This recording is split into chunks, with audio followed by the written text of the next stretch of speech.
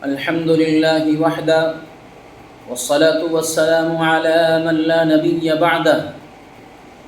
وقال الله تبارك وتعالى في القرآن المجيد والفرقان الحميد أعوذ بالله من الشيطان الرجيم بسم الله الرحمن الرحيم فاسألوا أهل الذكر إن كنتم لا تعلمون صدق الله العظيم۔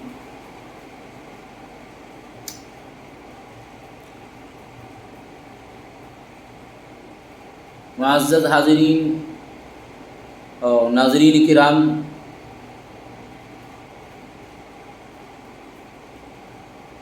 آج چلہ والی مسجد میں عشاء کی نماز سے فارغ ہو کر ایک مختصراً نصیحت کی گئی ہے۔ قرآن کریم کی آیت پیش کی تھی اور اسی کی روشنی میں چند باتیں عرض کی تھی، اور وہی باتیں میں آپ حضرات کے سامنے رکھ رہا ہوں۔ اللہ تبارک و تعالیٰ قرآن کریم کے اندر ارشاد فرماتے ہیں فَاسْأَلُوا أَهْلَ الذِّكْرِ إِن كُنتُمْ لَا تَعْلَمُونَ، کہ آپ پوچھ لو ان لوگوں سے جو اہل علم ہیں اور حاملین علم ہیں، آپ ان سے معلوم کر لیجئے اگر آپ نہیں جانتے ہو۔ اگرچہ یہ آیت ایک خاص سلسلے میں نازل ہوئی ہے،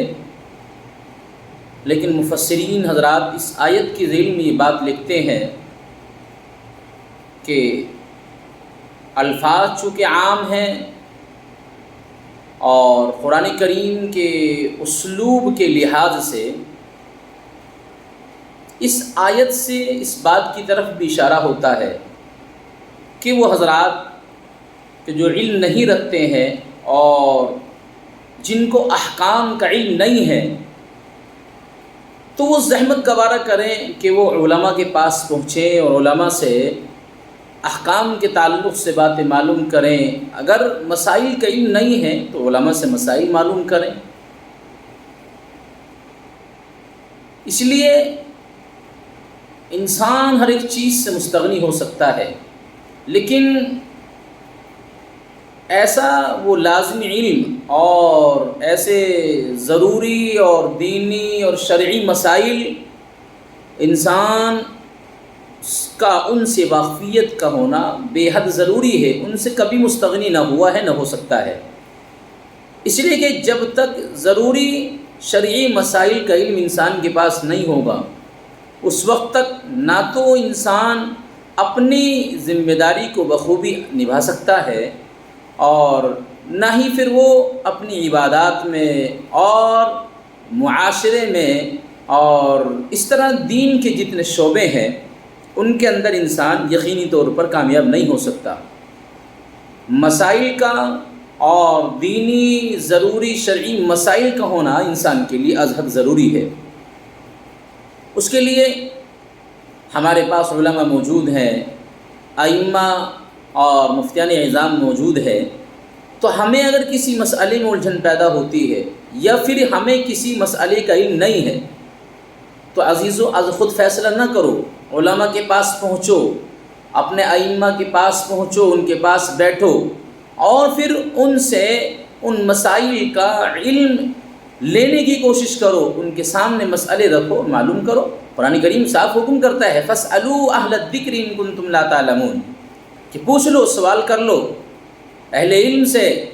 ان باتوں کو معلوم کرو جن کو تم نہیں جانتے ہو، جن کا تمہیں علم نہیں ہے۔ تو آج ہم نے چلہ والی مسجد میں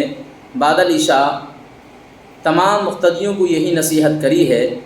کہ ہمیں دین کے لیے اور علم دین حاصل کرنے کے لیے وقت نکالنا چاہیے۔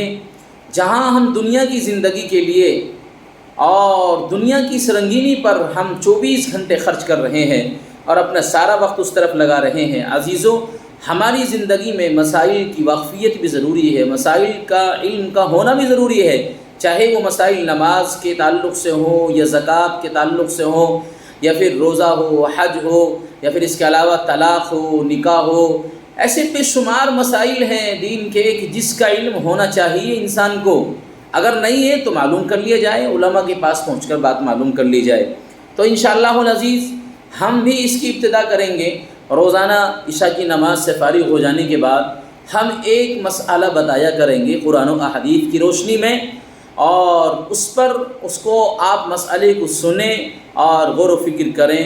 اور سوچیں اور اس کے اوپر عمل کریں، انشاءاللہ فائدہ ہوگا۔ اگر روزانہ ایک مسئلہ بھی بتا دیا گیا اور ذرا آپ حضرات نے اس کو بخوبی سمجھ لیا اور سن لیا اور عمل کر لیا، تو آپ سمجھیے کہ سال میں 360 دن ہوتے ہیں، 360 دن میں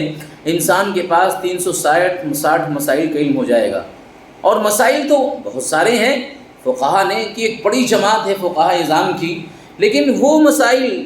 جو انسان کی زندگی میں روزمرہ کے پیش آتے رہتے ہیں، جیسے نماز ہی کے مسائل ہیں بہت سارے، طہارت کے مسائل ہیں، انسان کے پاکی ناپاکی کے مسائل ہیں، اور نماز کے ہیں، زکوٰۃ کے ہیں، روزہ، حج، یہ وہ 3 امور ہیں، اہم امور ہیں کہ جن کے مسائل کا ہونا ضروری ہے،